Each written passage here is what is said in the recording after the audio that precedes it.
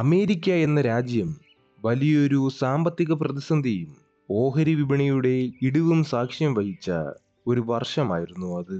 അമേരിക്കയിലെ കാർ നിർമ്മാണത്തിലെ വമ്പന്മാരായിരുന്നു Ford motor company. എന്നാൽ ഇത്രയും സാമ്പത്തിക പ്രതിസന്ധിയുടെ നടുവിൽ നിന്ന ഫോർഡ് മോട്ടോർ കമ്പനി അവരുടെ ആഡംബര വണ്ടികളായ ജാഗോറും ലാൻഡ് റോവർ ഡിവിഷനുകൾ ലേലത്തിൽ വിൽക്കുവാൻ വെച്ചു. എന്നാൽ ഈ അവസ്ഥയിൽ അത് വാങ്ങി അവരെ സഹായിക്കുവാൻ ആരും മുതിർന്നില്ല. അവരുടെ കഷ്ടത നിറഞ്ഞ സാഹചര്യം കണ്ട് മറ്റ് ചില കാർ കമ്പനികൾ ആശ്വസിച്ചു. പതനത്തിന് സമയമായെന്ന് കരുതി മറ്റുള്ളവർ ആശ്വസിച്ചിരുന്നപ്പോഴാണ് ഇന്ത്യയിൽ നിന്നും ഒരു ദൈവം അമേരിക്കയിലേക്ക് വിമാനം കയറുന്നത്. ആ ഡിവിഷനുകൾ മേടിക്കാൻ താൻ തയ്യാറാണെന്ന് അദ്ദേഹം ഫോർഡിനെ അറിയിച്ചു. എന്നാൽ അവർ സ്വപ്നത്തിൽ പോലും വിചാരിച്ചിരുന്നില്ല, വർഷങ്ങൾക്ക് മുമ്പ് അവരുടെ അതേ ഓഫീസിൽ നിന്നും അപമാനിതനായി തല താഴ്ത്തി ഇറങ്ങിപ്പോയ അതേ വ്യക്തിയാണ് ഇന്ന് തലയും നെഞ്ചും വിരിച്ച് അവരുടെ ആഡംബര കാർ ഡിവിഷൻ വാങ്ങിക്കുവാൻ എത്തിയിരിക്കുന്നത് എന്ന്.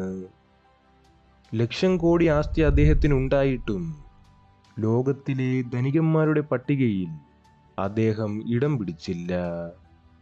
എന്നാൽ ലക്ഷം കോടി ജനങ്ങളുടെ മനസ്സിൽ ആ ദൈവത്തിനെന്നും ഒന്നാം സ്ഥാനമാണ്.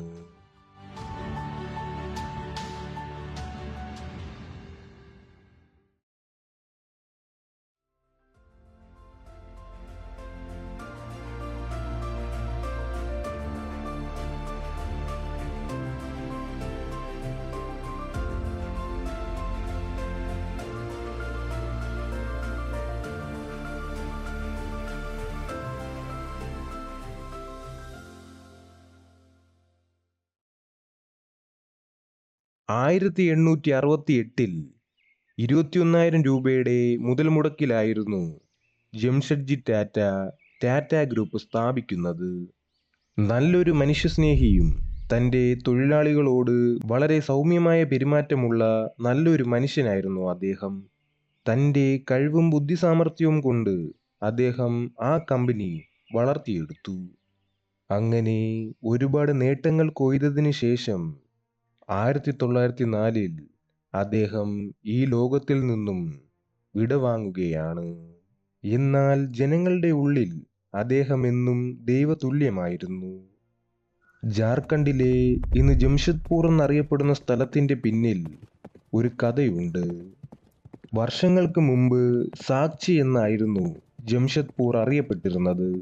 എന്നാൽ 1919 അന്ന് ഇന്ത്യയിലെ ഗവർണറായിരുന്ന ലോർഡ് കെംസ്ഫർട്ട് ജംഷഡ്ജി ടാറ്റയുടെ ഓർമ്മയ്ക്കായി സാക്ചി എന്ന ഗ്രാമത്തിന് ജംഷഡ്പൂർ എന്ന് പേര് നൽകി. ജംഷഡ്പൂറിന് മറ്റൊരു പേരും കൂടി ഉണ്ട്, ടാറ്റ നഗർ. ജംഷഡ്ജി ടാറ്റയുടെ ആ സിംഹാസനം ഒരുപാട് നാൾ ഒഴിഞ്ഞുകിടന്നു. എന്നാൽ അത് അലങ്കരിക്കുവാൻ 33 വർഷങ്ങൾക്ക് ശേഷം ഒരുവൻ അവതാരമെടുത്തു. ജംഷഡ്ജി ടാറ്റയുടെ മകനായ രതൻജി ടാറ്റ നേവൽ എന്ന 13 വയസ്സുകാരനെ അനാഥാലയത്തിൽ നിന്നും ദത്തെടുത്തു. ആ ദത്തുപുത്രന്റെ മകനാണ് രതൻ നേവൽ ടാറ്റ. 1937 ഡിസംബർ 28-ാം തീയതിയാണ് രത്തൻ ടാറ്റ കുടുംബത്തിൽ പിറന്നു വീഴുന്നത്. കുറച്ചു വർഷങ്ങൾക്ക് ശേഷം അദ്ദേഹത്തിന് ഒരു അനുജൻ കൂടി പിറന്നു. വളരെയധികം ആഡംബര ജീവിതവും നയിച്ച് സന്തോഷവാനായി പൊയ്ക്കൊണ്ടിരുന്ന രതൻ ടാറ്റയുടെ ജീവിതത്തിൽ അപ്രതീക്ഷിതമായി വളരെ വലിയ ഒരു ക്ഷതമേറ്റു. രത്തന് വെറും 10 വയസ്സുള്ളപ്പോൾ തന്നെയും തൻ്റെ അനിയനെയും തനിച്ചാക്കി അവരുടെ മാതാപിതാക്കൾ വേർപിരിഞ്ഞിരുന്നു. പിന്നീടുള്ള കാലം രതൻ ജീവിച്ചിരുന്നത് തൻ്റെ മുത്തശ്ശിയായ നവാജിബായ് സേഠിന്റെ കൂടെയായിരുന്നു. ഒരു ആർക്കിടെക്ചർ ആവണമെന്നുള്ള മോഹവുമായി അദ്ദേഹം ന്യൂയോർക്കിലേക്ക് ചേക്കേറി. അവിടുത്തെ കോർണൽ യൂണിവേഴ്സിറ്റിയിൽ നിന്നും അദ്ദേഹം ബിരുദം നേടി. അവിടെ വെച്ച് തന്നെ അദ്ദേഹം തൻ്റെ ജീവിത പങ്കാളിയാക്കുവാൻ ഒരാളെ തിരഞ്ഞെടുത്തു. വളരെയധികം സന്തോഷം നിറഞ്ഞ നാളുകളായിരുന്നു രത്തൻ അന്നുണ്ടായിരുന്നത്.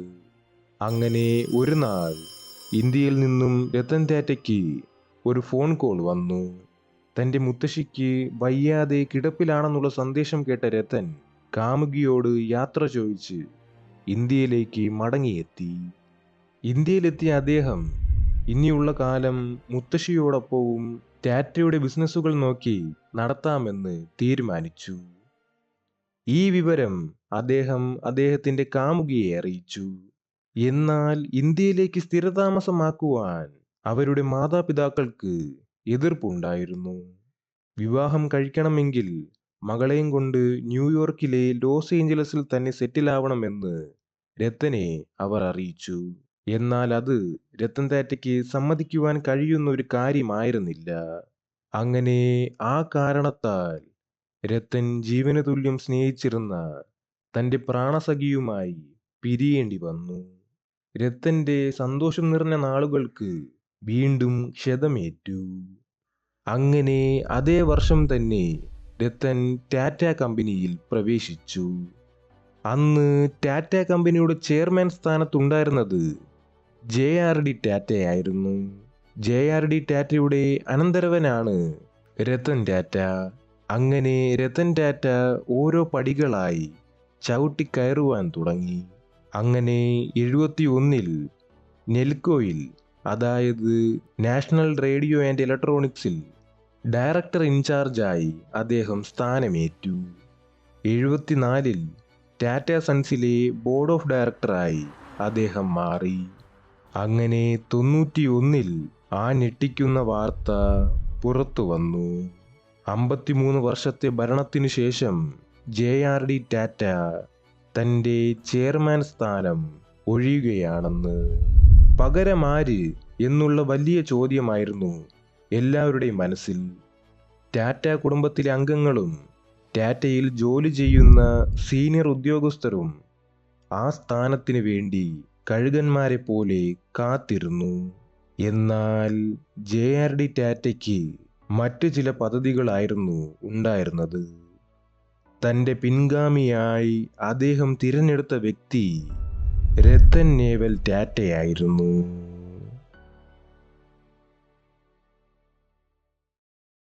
രത്തൻ ടാറ്റ ചെയർമാനായി സ്ഥാനമേറ്റ വർഷം തന്നെ അദ്ദേഹത്തിന് വലിയൊരു വെല്ലുവിളി നേരിടേണ്ടി വന്നു.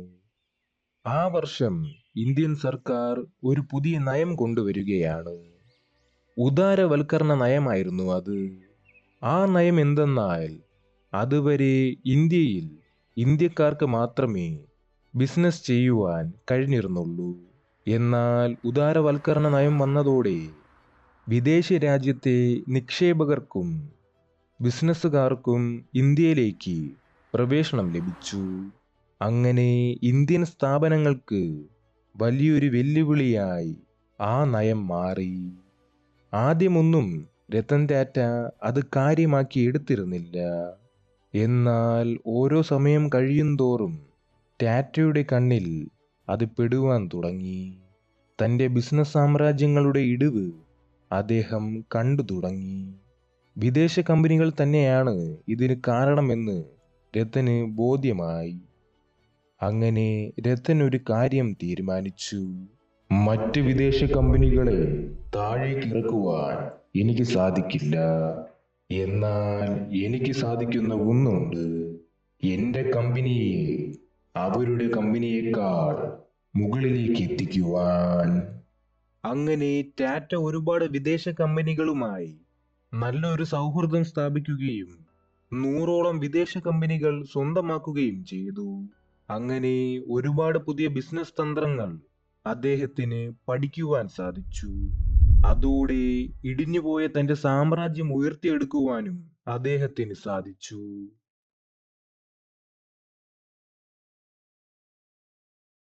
ടാറ്റ മോട്ടോഴ്സിന്റെ കീഴിൽ നിർമ്മിക്കുന്ന എല്ലാ കാറുകളും വിദേശത്തു നിന്നും വരുത്തിയ ഉപകരണങ്ങൾ കൊണ്ടായിരുന്നു പണിതിരുന്നത്. അങ്ങനെ ഇരിക്കുമ്പോഴാണ് രത്തൻ ടാറ്റയ്ക്ക് ഒരാശയം മനസ്സിൽ വന്നത്. എന്തിന് നാം വിദേശ ഉപകരണങ്ങൾ ഉപയോഗിക്കണം? ഇന്ത്യയിൽ നിന്നുമുള്ള ഉപകരണങ്ങൾ വെച്ച് ഒരു കാർ ഉണ്ടാക്കി സാധാരണക്കാർക്ക് താങ്ങാനാവുന്ന വിലയിൽ വിപണിയിൽ ഇറക്കാമല്ലോ. എന്നാൽ ആ ഒരു ആശയം മറ്റുള്ളവർക്ക് അധികം ദഹിച്ചില്ല. അത് വെറും ഒരു മണ്ടത്തരമാണെന്നും പറഞ്ഞ് രത്തനെ അവർ നിരുത്സാഹപ്പെടുത്തി. എന്നാൽ രത്തൻ തന്റെ ആശയത്തിൽ പൂർണ്ണ വിശ്വാസം അർപ്പിച്ചുകൊണ്ട് മുന്നോട്ടു പോയി. അങ്ങനെ ഒരു നാൾ ഇൻഡിക്ക എന്ന പേരിൽ ഒരു വാഹനം അവർ ഇന്ത്യൻ വിപണിയിൽ ഇറക്കി. എന്നാൽ ടാറ്റയുടെ മുഴുവൻ കണക്കുകൂട്ടലുകളെ അത് തെറ്റിച്ചു. അതിന്റെ ബിസിനസ് ടാറ്റ വിചാരിച്ച പോലെ നടന്നില്ല.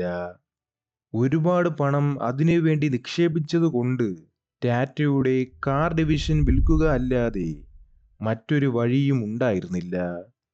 അങ്ങനെ രത്തൻ ടാറ്റ ഒരു ടീമുമായി യുഎസിലേക്ക് പറന്നു. അവിടുത്തെ വമ്പന്മാരായ ഫോർഡ് മോട്ടോർ കമ്പനിയെ അവർ സമീപിച്ചു. ഫോർഡിന്റെ അന്നത്തെ ചെയർമാനായിരുന്ന ബിൽ ഫോർഡ് അത് വാങ്ങിക്കാമെന്ന് ഏറ്റു.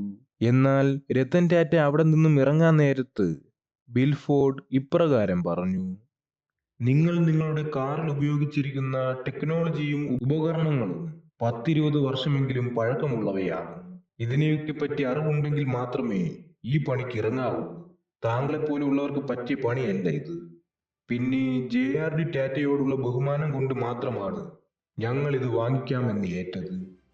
ഈ വാക്കുകൾ ടാറ്റയുടെ നെഞ്ചിൽ ഒരു കത്തി പോലെ തുളച്ചു കയറി. അന്ന് അവിടെ വെച്ച് തന്നെ ടാറ്റ ആ തീരുമാനമെടുത്തു. തകർച്ചയുടെ വക്കിൽ നിന്നും ഈ കമ്പനിയെ പിടിച്ചുയർത്താൻ എനിക്ക് കഴിഞ്ഞിട്ടുണ്ടെങ്കിൽ നഷ്ടത്തിലായ ഈ കാർ ഡിവിഷനെയും പിടിച്ചുയർത്താൻ എനിക്ക് സാധിക്കും. ഇന്ത്യയിലേക്ക് തിരിച്ചു വന്ന ടാറ്റ ഇൻഡിക്ക എന്ന കാറിൽ കുറച്ച് വ്യത്യാസങ്ങൾ വരുത്താമെന്ന് തീരുമാനിച്ചു. അങ്ങനെ 3 വർഷത്തിനു ശേഷം ഇൻഡിക്ക V2 എന്ന പേരിൽ രത്തൻ ഒരു വാഹനത്തെ ഇന്ത്യൻ വിപണിയിൽ ഇറക്കി. എന്നാൽ രത്തൻ ടാറ്റയുടെ കണക്കുകൂട്ടലുകൾ വീണ്ടും പിഴച്ചു. കാരണം രത്തൻ മനസ്സിൽ കണ്ടതിനേക്കാൾ 4 മടങ്ങായിരുന്നു ഇൻഡിക്ക V2വിന് കിട്ടിയ വരവേൽപ്പും കച്ചവടവും. അങ്ങനെ അദ്ദേഹം വരുത്തിവെച്ച നഷ്ടങ്ങൾ അദ്ദേഹം തന്നെ പലിശ സഹിതം വീട്ടി. അങ്ങനെ 2008-ൽ ലോകത്തെ തന്നെ ഞെട്ടിച്ചുകൊണ്ട് ഫോർഡിന്റെ അടുത്തുള്ള ആ മധുര പ്രതികാരവും രത്തൻ വീട്ടി.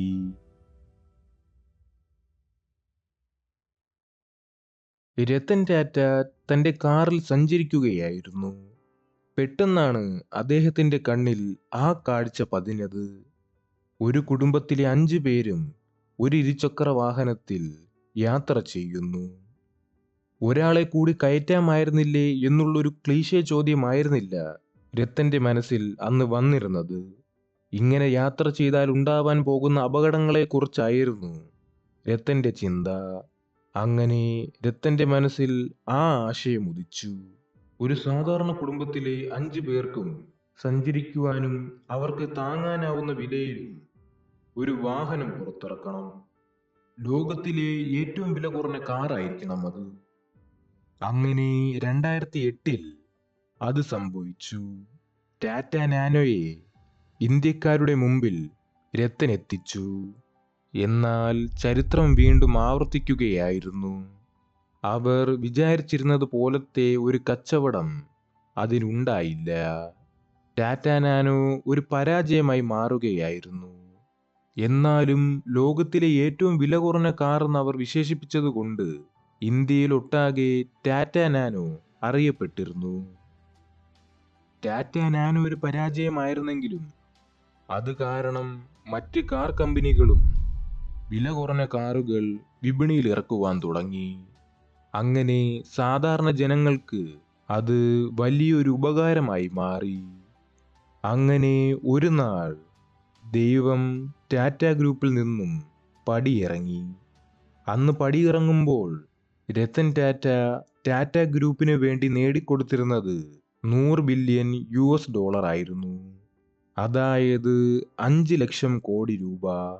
പക്ഷേ ലക്ഷം കോടിയുടെ ആസ്തി ഉണ്ടായിട്ടും രത്തൻ ടാറ്റ ഒരിക്കലും ലോകത്തിലെ അല്ല ഇന്ത്യയിൽ പോലും ഏറ്റവും ധനികന്മാരുടെ പട്ടികയിൽ ഇടം പിടിച്ചിരുന്നില്ല. രത്തൻ ടാറ്റ പ്രധാന അതിഥിയായി വന്ന ഒരു പരിപാടിയിൽ ഇതേ ചോദ്യം കാണികളിൽ ഒരാൾ ചോദിക്കുകയാണ്, നിങ്ങൾ പാരമ്പര്യമായി ബിസിനസ് ചെയ്യുന്ന ആളുകളല്ലേ? എന്നിട്ടും ഇന്നലെ വന്ന അംബാനി ഇന്ന് ഇന്ത്യയിലെ ഏറ്റവും വലിയ കോടീശ്വരന്മാരിൽ ഒന്നാം സ്ഥാനത്താണ്. എന്തുകൊണ്ട് നിങ്ങൾക്ക് ആ സ്ഥാനം പിടിച്ചെടുക്കുവാൻ കഴിഞ്ഞില്ല? ഞാൻ കലയെയും വിദ്യാഭ്യാസത്തെയും പ്രോത്സാഹിപ്പിക്കുന്ന ഒരാളാണ്.